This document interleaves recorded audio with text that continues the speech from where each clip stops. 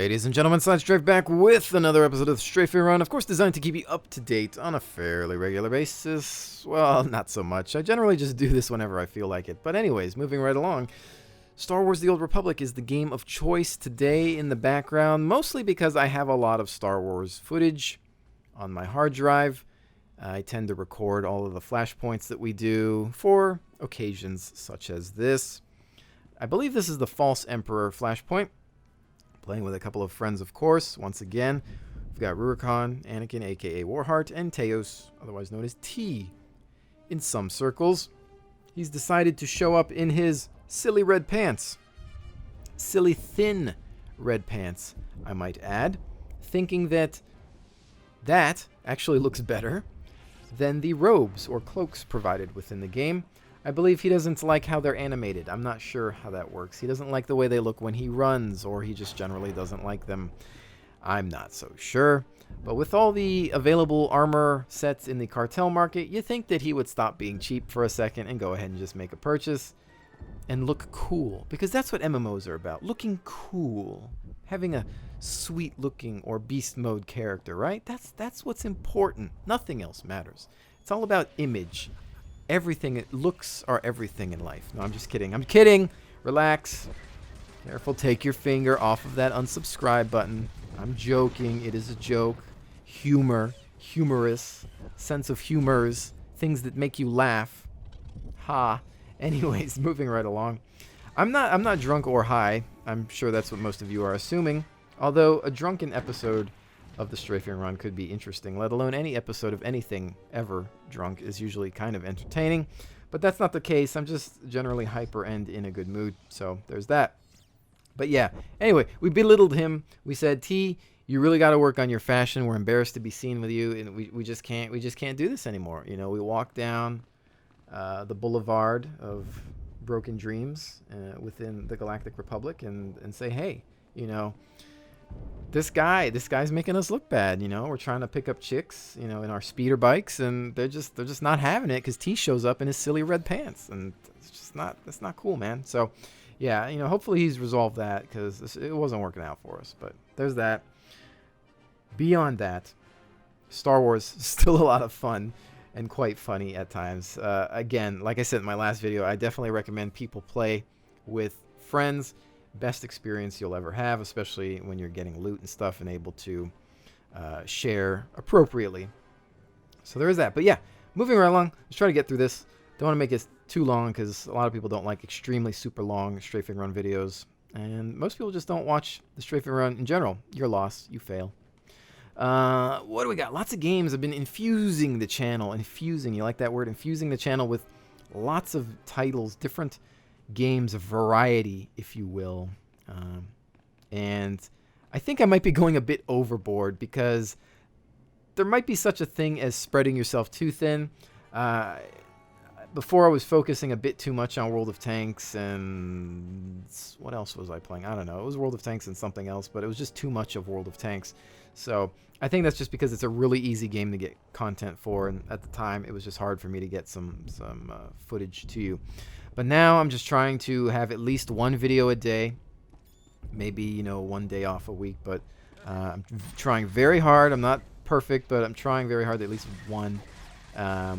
I feel that sometimes more than that is too much, because generally people will watch the first video, and you know, some people need to catch up, and some people don't get on YouTube every day, and too many videos, it can become overwhelming, especially with the fact that you're probably subscribed to several other YouTubers.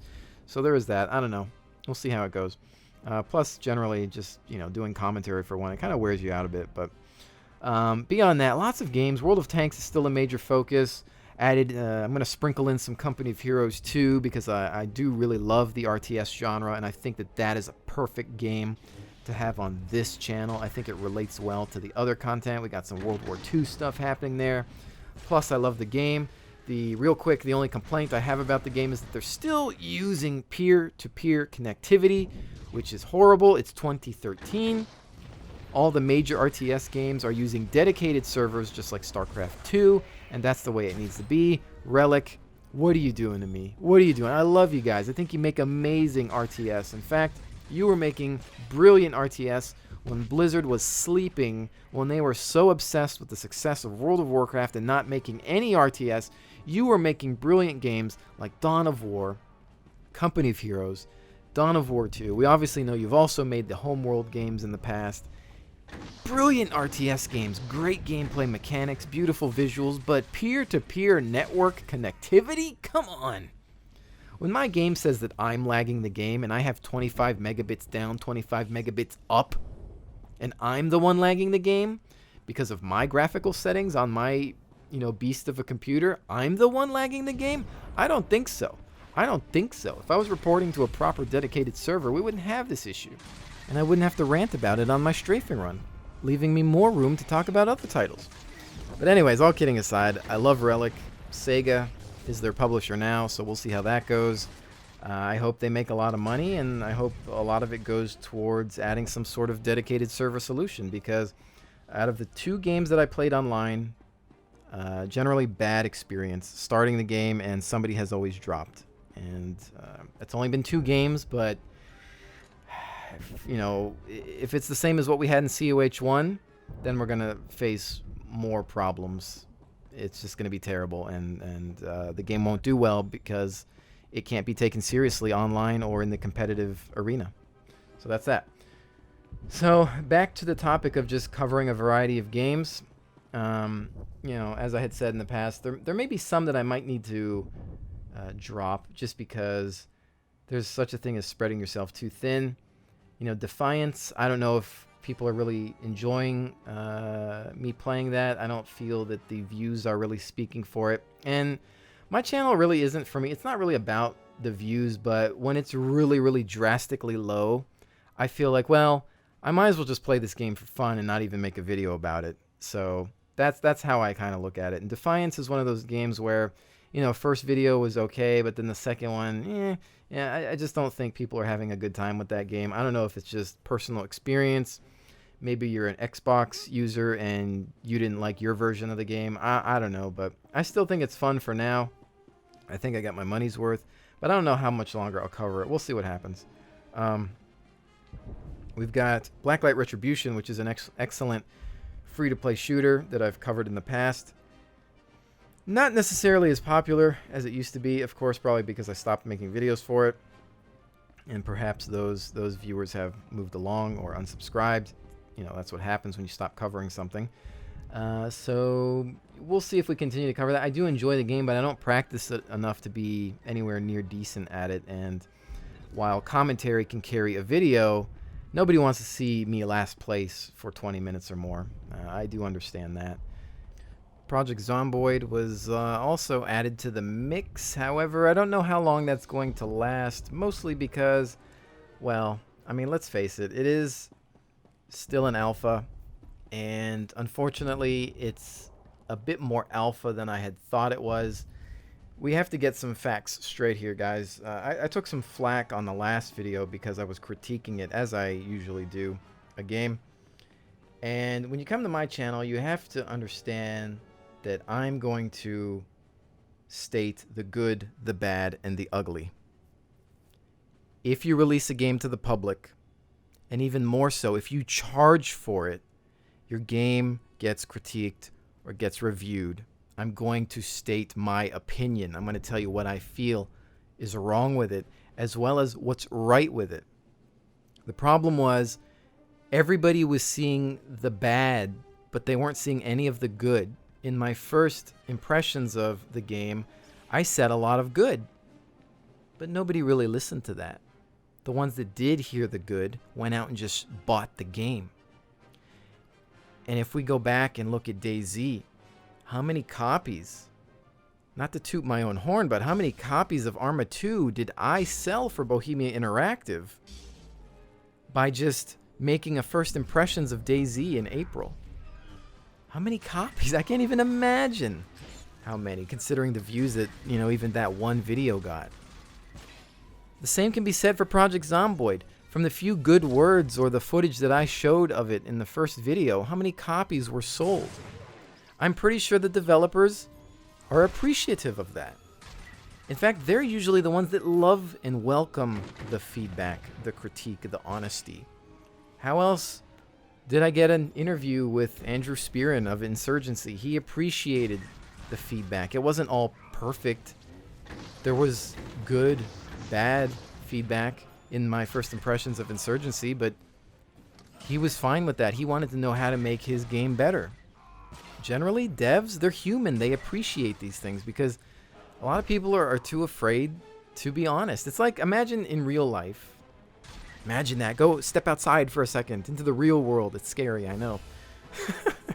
But when you want a real friend, right? You want an honest friend who's going to tell you what's up. Hey, you need to stop doing that, or you need to start doing this, or you're doing that wrong, or, you got to be... You would want that person to be honest with you and tell you how it is, right? I mean, that's generally why my friends, I can pretty much count the good ones on one hand. And that's the way I like it. I don't like having lots of friends because you can't trust most human beings these days. But to get honest feedback, that's what developers want. So be a friend to these developers in a way and give them the right feedback. Give it to them the right way. Sure, there's frustrations. Am I going to get pissy when my game crashes and I lose all my stuff? Or am I going to get frustrated when my basic user interface functionality doesn't work? Yeah, I'm human. Figure it out. It's just that in the case of Project Zomboid, here we have a game that was released to the public, or development had at least started in 2011. So it's been alpha since 2011, according to the website and feedback from other viewers. So how long are you going to be in alpha, guys? That's... I mean, Insurgency in some cases is guilty too. I mean, how long is an alpha supposed to last? Now, yeah, you're talking about independent developers. They have day jobs, they come home, and then they work on their project. Okay, sure, that's fine. But again, it's released to the public and you're charging for it. If you wanted to do an alpha or a beta and you didn't charge for it, sure, maybe you need to be a bit more lenient. But I'm here to protect you guys as well. When a game comes out, no matter what state it's in, I have to report to you honestly what I'm finding wrong with it. If I make a game and tell you nothing but what's good, oh, this is great, go buy it. You go buy it and wait a minute. The user interface doesn't work. Barely works. There's no escape. I can't hit escape. I can't even exit the game. SideStrafe didn't tell us about this. He's no longer a credible source. Unsubscribe. Now do you see my dilemma? Put yourself in my shoes. I want to be honest, and it's my job to be honest to you guys. I'm trying to save you money. I'm trying to, make informed decisions here. I generally won't even touch a game if I don't think it's ready. Project Zomboid, I wanted to look at, I think last year. But it was in such a state that it wasn't worth it. I felt that I was going to do harm to the game if I looked at it. This new version came out. I said, okay, maybe it's ready. Well, I was kind of wrong. It's better than it was in the past, but it's still glitchy. The user interface needs a lot of work. Heck, when you die, there's no escape button. I don't even know how to exit the game. And if there is a way to exit other than Alt-tabbing and forcing it to quit or Control-Alt-deleting, I mean, if there's another way, then it's not easy to find. And when you make a game, you need to understand that it's about user accessibility. A lot of people need to look at Apple. They know how to make a UI. They know how to make things accessible to the wide range of, to the majority of people out there. And that's why I bring that up. But there's things that are busted that just shouldn't be busted after such a long time. And you really have to fix those minor things so that the testers can go ahead and focus on the important issues. So when my menu doesn't work properly and is worse at certain resolutions, just things that are nonsensical, how am I supposed to pay attention to the really big bugs? I can't. The same issues I had in DayZ. Certain things were wrong with the artificial intelligence or the way the zombies moved in the UI and the menus that it frustrated me to the point where I couldn't focus on the really big features that were being added. Or, I mean, I know alpha is generally a phase where you're supposed to add a whole bunch of things and break as much as possible. But there's a certain point where something has just been alpha for way too long and the excuses need to go home.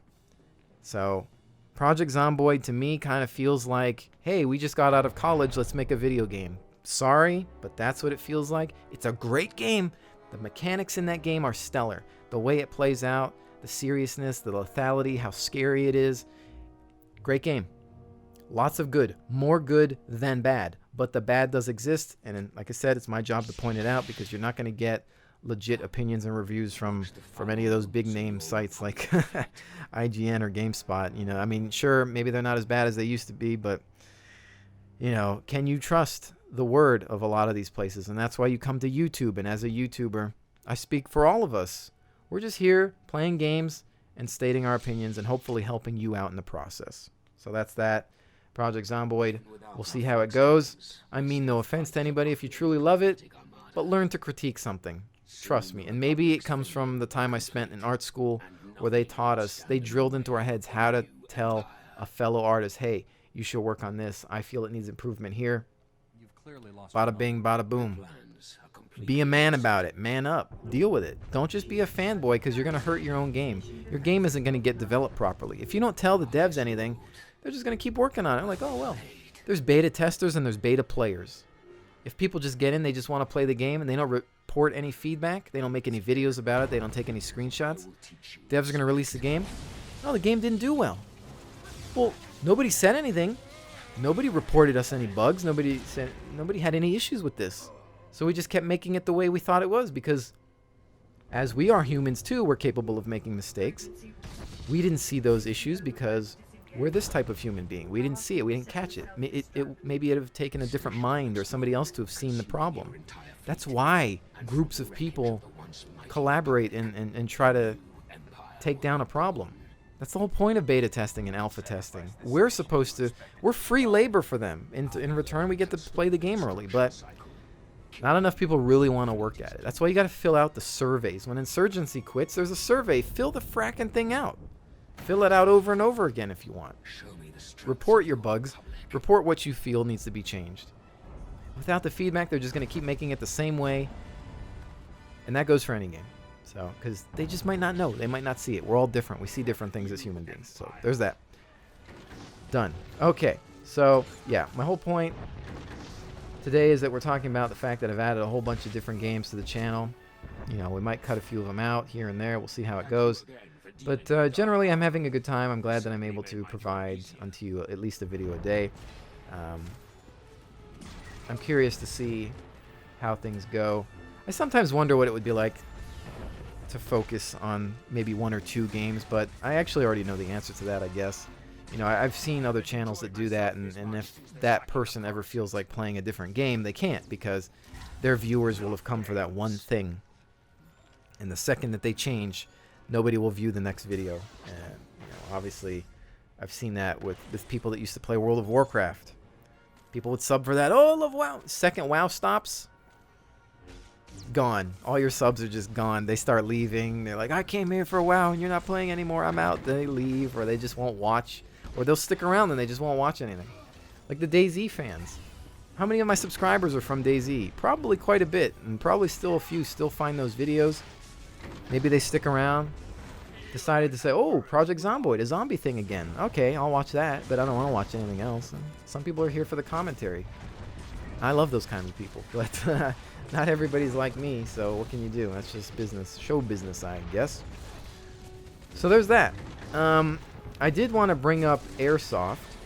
Obviously, actually, speaking of subs, I wonder how many of you guys are still around. I would like to get back into it.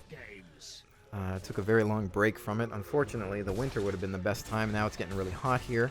Gotta definitely stay hydrated. But I've always wanted to still continue to cover it, and I want to. I'm feeling the itch to get back into it. It's just, you know, gathering the energy to be able to get out there, make the drives, film, come back, edit. There's a lot of editing that goes on in the Airsoft versus just video game footage. It's not the same. I don't know if I want to do Airsoft with commentary again. Some people, it was like 50-50.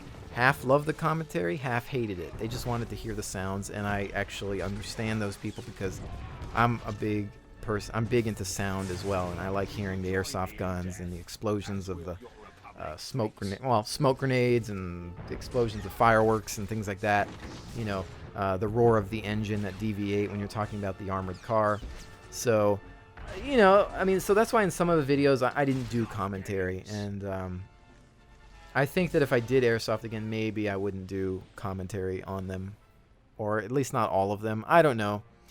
I'll have to look at different methods, perhaps. But I do kind of want to get back into it. We'll have to see what happens. Probably get back out to Holy Cows. And then maybe DV8 as well as the two fields here. And just really focus on covering what they're able to provide. Because, you know, they're still alive and kicking and doing very well for themselves. And that's great. But, you know, it also depends on what kind of people are out there as well. You know, you always want to capture on film. You want to get the, not film, but you want to capture people with cool equipment and gear. So it's just difficult trying to run around and be in the right place at the right time. It's just not like, it's so much different than a video game. So we'll have to see. But I do want to keep doing Airsoft. It was one of the things that made this channel truly unique, because you got Airsoft and you got video games. And those things kind of closely relate to one another, and I think a lot of people like that. I think that I was probably one of the first gaming channels to embrace Airsoft as well, and you know, I have quite a portfolio of footage that proves that. So, because usually you either have one or the other. It's just gaming or it's just Airsoft. For the first time, there's both, and I think I really want to get back in on that, and I feel energized to do it again, so stick around. There should be something coming up. I just might need to get some new equipment, some new eye protection, things like that before I start. So be patient. I'm sure you'll see something eventually. But I think that about covers everything I wanted to talk about. There's usually something I leave out, but I don't want to make these videos as super long. I think there are some that could be a bit shorter. I think shooter videos could shrink down a bit due to feedback that I've done from polling on Facebook. Some of you have said that, you know, maybe MMOs could be 40 minutes and whatnot, but shooters should probably be 15 to 20 minutes. Not everybody has time to watch the entire video. I would just say, you know, save the video for later if you can finish it later if you want. But generally, strafing runs should probably be 20 minutes or less. 30 minutes maximum. World of Tanks usually ends up at 30 minutes. It depends on the game. Star Wars, you know, SWTOR, it's tough. I think is generally going to be a 30-plus minute video, but we'll see how it goes. As long as I can maintain a video a day, I think everybody's usually happy. So, ladies and gentlemen, with that said, thank you so much for joining me. Don't forget to check out the links to Facebook and Twitter in the description below. That really helps me out and keeps you guys informed. I will definitely see you on the next one.